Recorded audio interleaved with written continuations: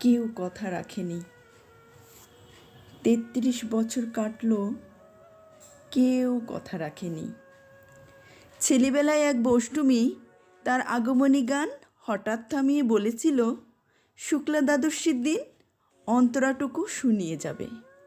তারপর কত চন্দ্রভূ অমাবস্যা চলে গেল, কিন্তু সেই বৈষ্ণবী আর এলো না। 25 বছর প্রতীক্ষায় আছি।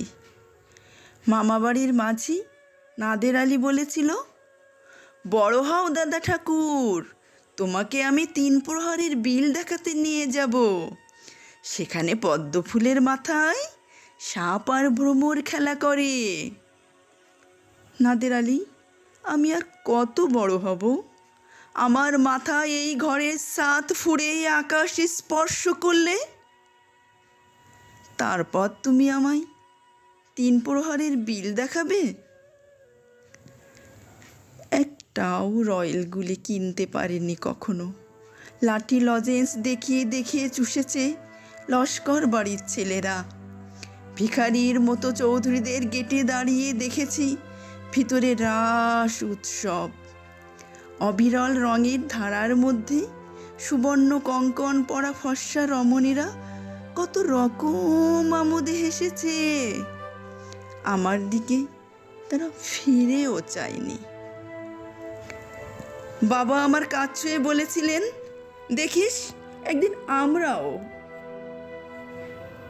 বাবা এখন অন্ধ, আমাদের দেখা হয়নি কিছুই।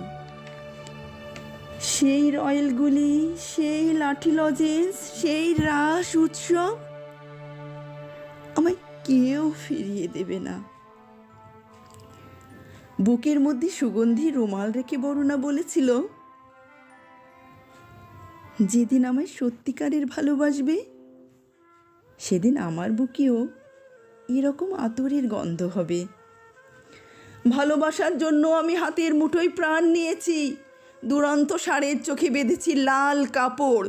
বিশ্ব সংসার তন্ন তন্ন করে খুঁজে এনেছি 108টা নীল পদ্ম। তবুও কথা রাখেনি বরুণা। এখন তার বুকে শুধুই মাংসের গন্ধ। এখনো সে যে কোনো নারী। কেউ কথা রাখেনি। 33 বছর কাটল, কেউ কথা রাখে না, কেউ কথা রাখে না।